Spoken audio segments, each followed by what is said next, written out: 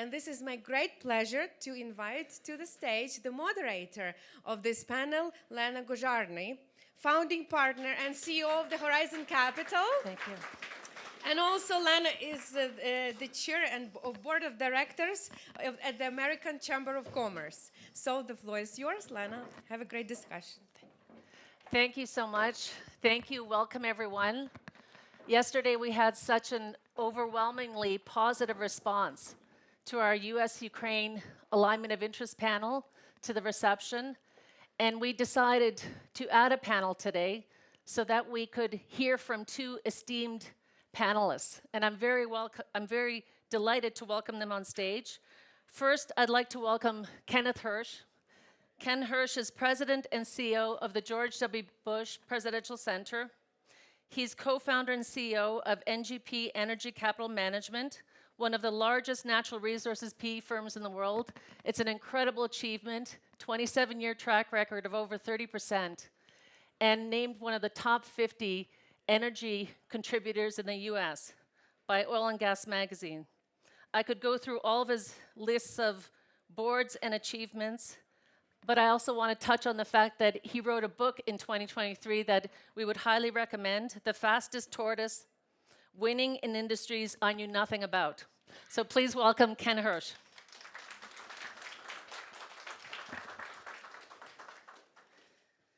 I'm also thrilled to have Dan Runde join. Yesterday, Dan did a great job moderating the panel, our opening night panel. And today, I want Dan to share with us his insights and perspectives. Dan Runde is Senior Vice President, Director of the Project on Prosperity and Development, and holds the William A. Schreier Chair in Global Analysis at the Center for Strategic and International Studies in DC, a leading global think tank. He's held leadership positions at USAID and World Bank. He's one of the architects of the Build Act of Prosper Africa and also one of the contributors to the launch of DFC. We are proud that he is a UMAIF board member, and also he is the commission director of CSIS's Ukraine Economic Reconstruction Commission.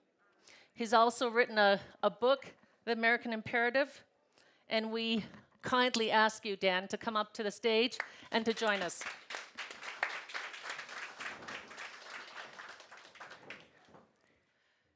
So we've kept this panel to Dan and Ken so that we really can do a deep dive into US-Ukraine relations and their immense experience on the private sector and the lessons that can be taken away for Ukraine. So let's start off with yesterday, a historic moment. The 47th President of the United States inaugurated the 45th and 47th with a resounding mandate from the American people for change in the United States, and certainly held the globe captive yesterday in the tension that was placed on this inauguration. We had an inauguration live stream here, a reception, very well attended, and I believe that the takeaways that we've seen is overall that Ukrainians are cautiously optimistic. So what would you say? Ken, let's start with you. What would you say? Do you share that cautiously optimistic view? What is your perspective on what awaits the U.S. and Ukraine? Well, first, thank you for having me. And I represent the Bush Center, the George W. Bush Center in Dallas, which is also the home for the Bush Institute, that just came out with a set of policy recommendations for the new administration. And I brought you a hard copy that's on your chairs, and we've left some for the overflow. But we are unapologetic globalists at the Bush Center. We believe that supporting Ukraine is an imperative. Your video said it with pictures, but it's real clear about more support, unrestricted support, a security guarantee of some kind, sanctions, stronger sanctions and secondary sanction regime, and then not letting the world forget war crimes. Those are policy recommendations for a new administration. You mentioned what are my impressions. Overarching message from the new president was strength. we don't need to guess what President Trump wants or is like. We had 4 years of him, and we've heard him again. So there are no secrets when it comes to President Trump. And so a peace through strength mentality is a language that that Putin understands. I think that there's a narrative that that President Trump is going to hand Ukraine over to Putin. Here you go. All Putin has to do is say, that's a nice suit you're wearing, sir, and flatter him, and somehow it's going to happen. I don't believe that. President Trump has walked away from deals that he feels are bad deals. He walked away from the Iranian JCPOA in the first administration. He walked away from Paris. He walked away from Paris yesterday. He walked away from an agreement that he tried to make with North Korea in Hanoi in the first administration, and they tried to change the terms, and he walked. Okay, those are good data points.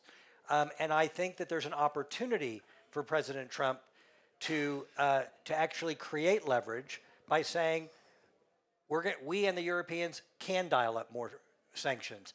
We can now go after the secondary tanker fleet that is violating the primary oil restrictions coming out of Russia. And we have $300 billion of your dollars that we're going to keep. I mean, there's a lot of things he can say. And heck, you know, he said things to our best friends in Mexico and Canada to bring him to the table on immigration. So why not be blustery with one of our adversaries? Anyway, I think there's an opportunity here for President Trump that's consistent with his message.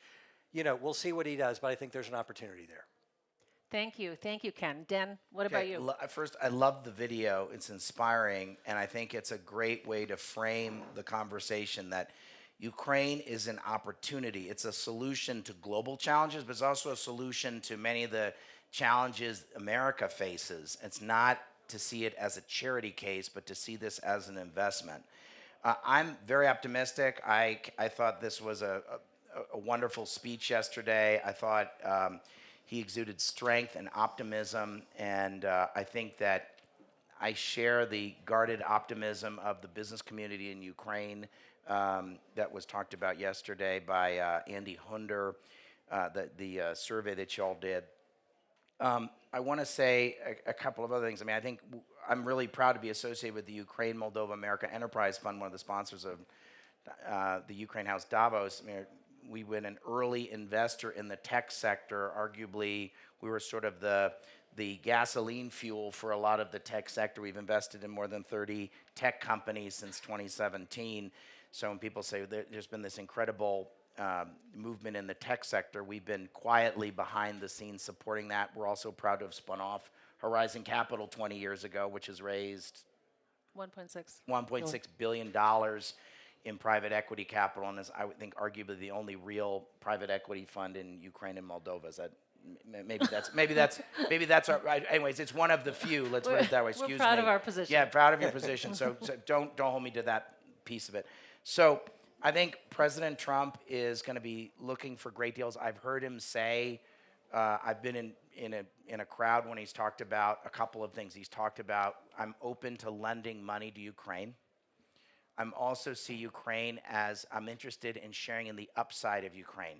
He compared, if I believe this is the case, he compared Ukraine to investing in a golf professional and sharing in the upside of that. I think this was in a speech. So he thinks differently. He thinks in unorthodox and creative ways, and often many times that unlocks opportunities that have eluded other people. So I think we should think of it in those terms. So I think the framing of the opportunity and the upside of Ukraine is a good framing for the conversation with President Trump and the new administration.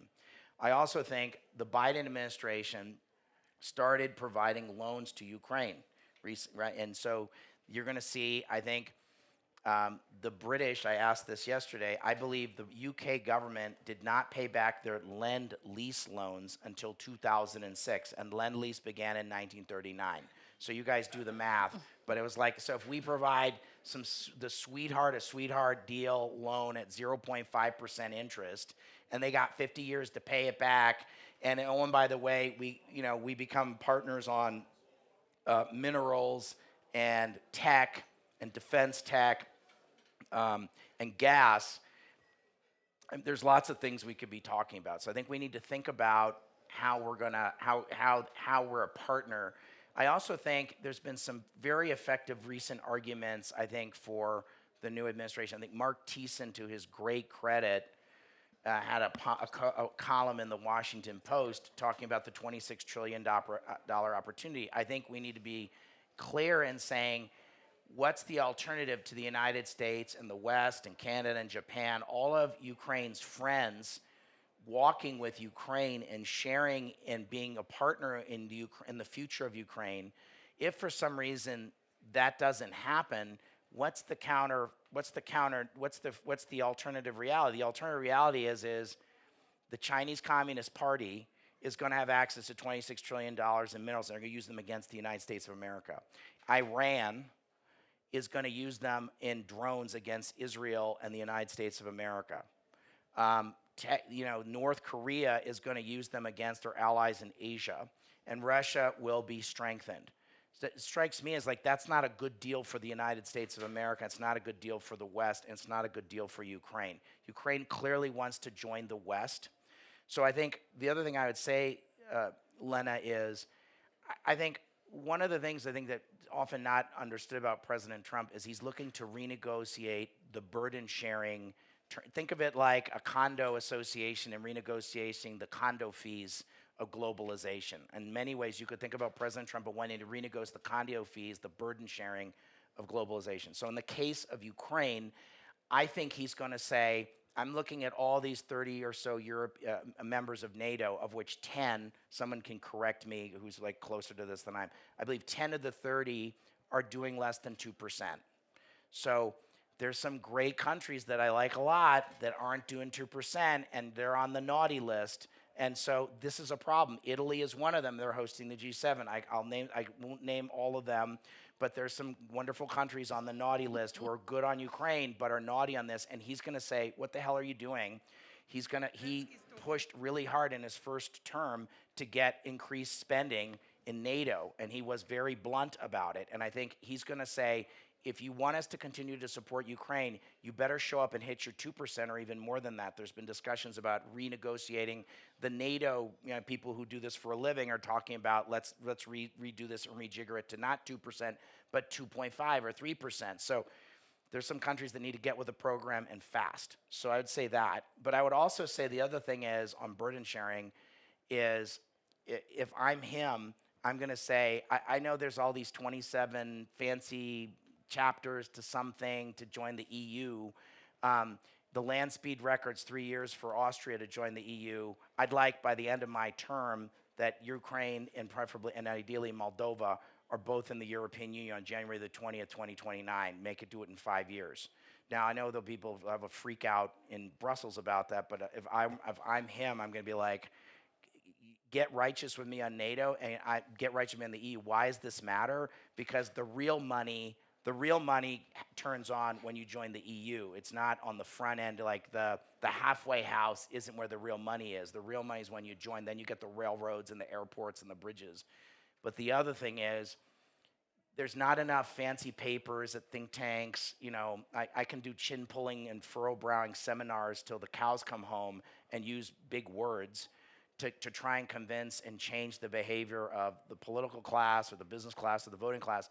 In Ukraine, I think what will change the ultimate carrot in Ukraine for serious reform is joining the coolest, what I say to American audience, what would you have done to join the coolest fraternity in college?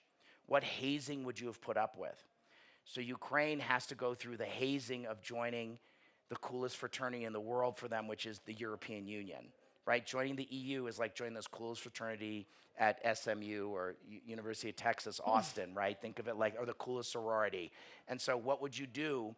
And so the reforms that Ukraine has to make, some of which are painful, are a function of joining. That's the carrot. It's not about hectoring or emotional speeches or foreign aid or anything else. It's going to be that goal. So the Europeans need to get with the program on NATO and burden sharing and other countries who are members of NATO.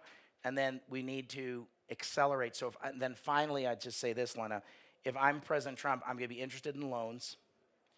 And I'll be interested in loans, and including loans from Europe to pay for Ukraine to buy American weapons. That's interesting. And then I think I've got some other suggestions. I'll just stop there. Okay, thank you, Dan. That was very comprehensive. Everyone can take this home, what's next, from the George W. Bush Presidential Institute. Ken, from this book, from this little booklet, what would you say advising the administration in terms of stop, start, continue when it comes to Ukraine? Well, continue is first continue with the military support and reinforce the messages that the Ukrainians are incredibly brave, they're incredibly effective. They're not asking for our lives, they're asking for our weapons. And frankly, those weapons are produced by American companies. So it's not uneconomic for the United States to provide that. And to provide it with no restrictions. Let them fight to win. So continue that for sure. The second is the sanctions that are in place, especially on capping Russian oil prices, is really interesting and actually was the right policy.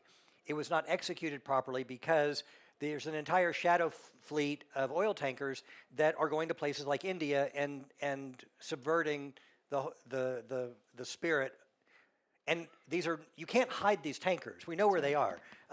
So they're easy to track, and we can track them and create secondary sanctions that are effective. And that's a language Putin understands.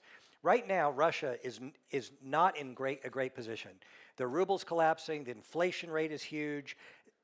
As for a superpower to need North Korean ammunition and soldiers is kind of in Iranian technology. That's kind of interesting. And so the world is sitting here, should be connecting the dots and saying, Russia, that the Ukrainians have a winnable hand. So we need to continue to support that winning hand. And I think that's the genesis of a sustainable ceasefire and a sustainable set of solutions that may take a long period of time to implement, but that would be the most important message. You talk about peace through strength, you can actually demonstrate it. And I think that's the essence of what our policy recommendations are.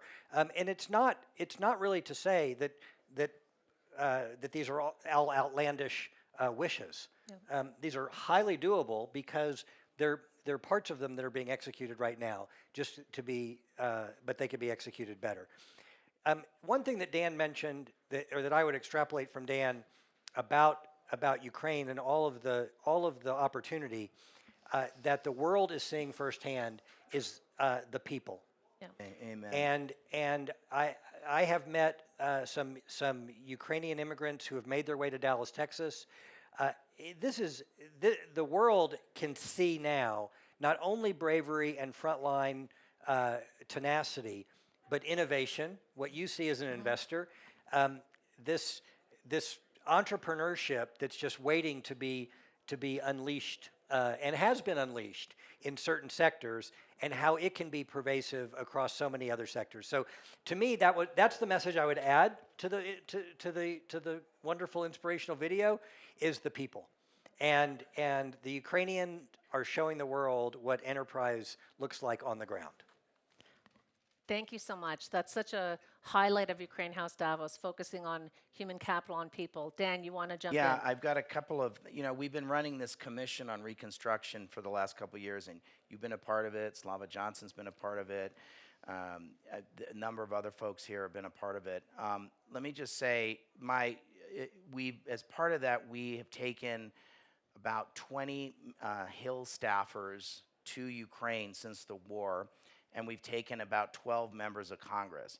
So why are we doing that? So normally, members of Congress and staff can do things that are called staff delegations or congressional delegations. Well, there has been a cap on the number of employees at the U.S. Embassy in Ukraine. That is because the Biden administration was afraid of having a Libya-type disaster happen. And so out of an abundance of caution, they would not allow any more people. And as a result, the embassy had very limited ability to staff and support any visits. And so they could not, no member of Congress, so they're asking for billions of dollars, the Biden administration's asking for billions of dollars, and then they're saying, well, I'd like to go and kick the tires, please. Like, well, no, you can't do that. So we had to go and find money, grovel and beg, and find private money and the right flavor of money to do it. So it's not simple. And then you had to kind of like, produce this. Well, this has been, we've done 30 background papers. We did a major commission. We've done 2 conferences on reconstruction because it's hard to get Americans to go to European conferences. And they say, why aren't the Americans here? Like, we don't travel that well. And so you got to come to DC or you got to come to New York. So we did 2 conferences looking at that.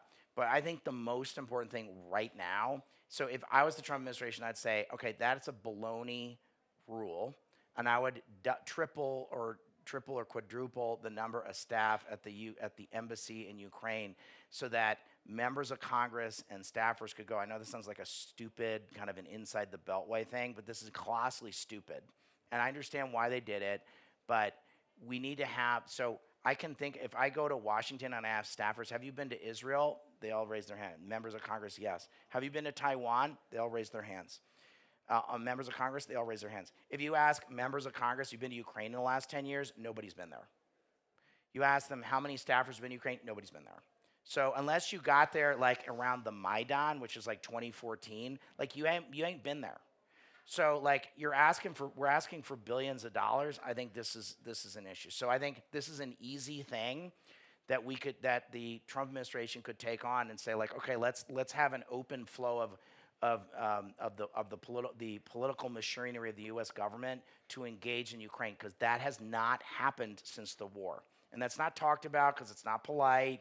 We don't want to criticize. We didn't want to criticize the Biden administration, and I understand the thinking behind it. But if you asked people at the embassy, they wanted this to be lifted because they understand this is cuckoo.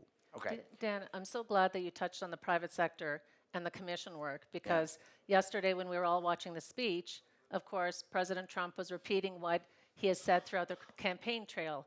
Drill, baby, drill, liquid gold.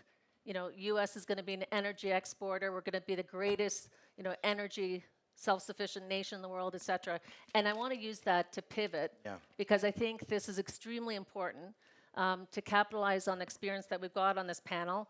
And Ken, if you look, you have been a pioneer on the energy private equity. I mean, for anyone investing in private equity to do 27 years, over 30%, to put the capital structure together, to do deals, to have over 20 billion under management, it's an incredible feat. So what would you, I'm sure you agree with the drill, baby, drill. I'm sure, what we heard yesterday from Admiral Mike Hewitt was Ukraine take the Trump playbook and start doing the same thing in the country, in your country. Drill, be self-sufficient, focus on energy, focus on your critical minerals. So what are your takeaways that you can give to Ukraine on this front, on the energy front, on how to bring in this kind of capital into the businesses and the sectors that you saw on that screen in the video? Sure. Almost every one of those sectors is characterized by really, really large upfront capital that you have to put in on day one, and then you get capital back over the next 20, 30, 40 years, okay, with less reinvestment than you put in on day one. So what do you need to put in to make the assumption? What assumption do you want on day one? Well, you can't, you can go put money in Venezuela on day one, but you're not going to get back over 30 years, right? And so you've seen the rule of law is huge.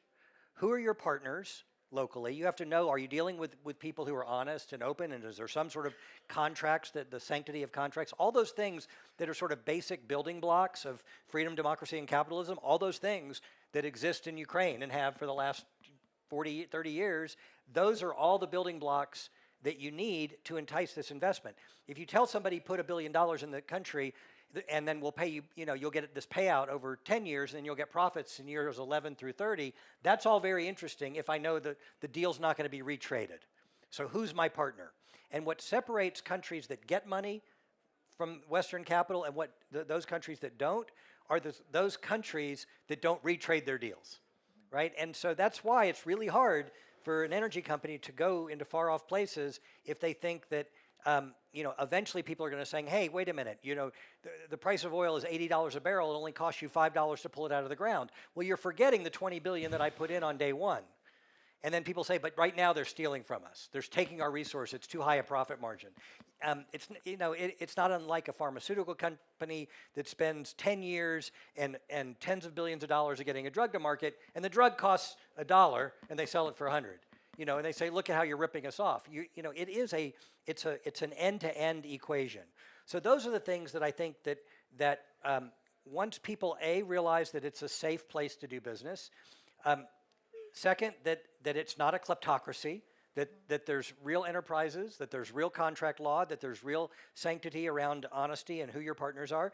Those are the table stakes. And once that happens, it's an obvious reconstruction bet. I mean, there's a lot of capital that's going to go in as soon as the fighting stops and as soon as those preconditions for a return on investment are made. So it's not a gift. And I think that's when you have a stable economy. If you're just going around and say, we need to have a conference to rebuild the country and you're looking for gifts, that's interesting, and there are people who will do that. But if you say that this is an investment opportunity, which what I love about what you're doing here in Davos, which is to present this as a business opportunity, we're not asking for a handout. That's right. Right? We're asking for support for a democracy and a young capitalist society that has an incredible will to do it.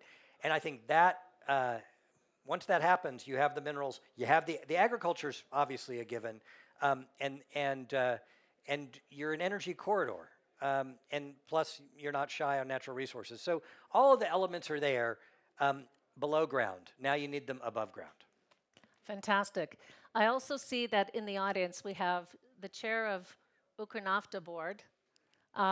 Hey, Duncan, good to see you. Thank you so much for coming. And I had the pleasure of listening to Duncan. Maybe let's get a mic over to Duncan. I'd love a few words from him. I had the pleasure of listening to Duncan at the Rebuild Ukraine conference in Toronto. And we were talking about this upstairs, how for years, Ukernafta, which is the state oil company, was losing money. Then you had the corporate governance put in, the focus on running state-owned enterprises in the right way with independent boards.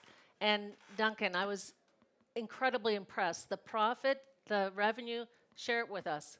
Okay. Well, in the middle of a full-fledged invasion. Yeah, very good questions, very good observations in terms of what Ukernafta has been able to achieve over the last 24 months since nationalization. Okay, thank you. It's been quite a journey for the company, and very well supported by the Ukrainian government and the foresight of President Zelensky, who nationalized the part of Ukernafta that was more or less under private control. So Ukernafta at this point in time has two shareholders. One is Naftogaz and one is the Ministry of Defense. I get a lot of questions, why does the Ministry of Defense have that shareholding position? And that's really strictly because, what Ukernafta does is provide a lot of the energy requirements, not just for the Ukrainian people, but also for the military itself. So it's a state asset, it's of strategic importance. And during that period over the last 24 months of change, we did put in a complete new senior management team, a new independent supervisory board composed of people with an immense amount of experience from Canada, UK, and Norway, as well as shareholder representatives from Naftogaz and the Ministry of Defense. And as a result of those changes over the last 24 months, we have had about a net revenue exceeding 1.5 billion, returning record dividends and taxes to the Ukrainian government, as well as I say, the supervisory independent board, which has implemented the OECD best business practices and corporate governance, which I'm chairing on the board. So it's been a tremendous journey operating in very difficult conditions, as we've discussed here.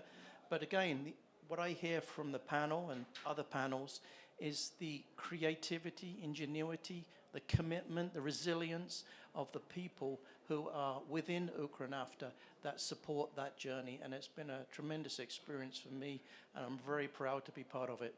How many people? In total, we have about just over 20,000 employees that span all the activities of Ukranafta. And for those of you who don't know, we are a fully integrated company. So we do the exploration, the development, the production, transportation, and on the field side. So it's it's a big company. We are, which many people find strange for a state-owned company, is we're very much on the business development growth side, and we'll continue that journey. I can't mention a company's name at the moment, but we do have under our control just under 600 retail gas stations, and we've just done a $30 million deal with a company to add another 100 gas stations on top of that. So it's truly fully integrated, extracting value right through the value creation chain for the government of Ukraine. Fantastic. Thank you so much. So I don't want to take away from our next panel, which is Faith Under Siege, which is a fantastic topic, very important about the religious persecution that we have seen in Ukraine that has a fantastic panel and speakers. So in closing, quickly, I'll start with you, Dan. Let's keep things short. Your message on reconstruction, on private sector, to investors looking at Ukraine. Defense tech, minerals, oil and gas, as well as AI. Those 4 things. And Ken, for all of those who are striving for over 30% net IR, we talked about how we're on that path for over 10 years, but we certainly haven't hit this 27 mark. What's your advice? Always invest in great people and then get out of their way. So Ukraine has all the building blocks, and I am optimistic. That doesn't mean that everything's going to be perfect, but you should never let the perfect get in the way of the good. And as long as we're moving in the right direction, just keep doing the next thing that feels like you're going in the right direction, and you will. Thank you so much. Everyone, let's join together and thank our panelists today. Kenneth Hirsch and Dan Runde. Thanks.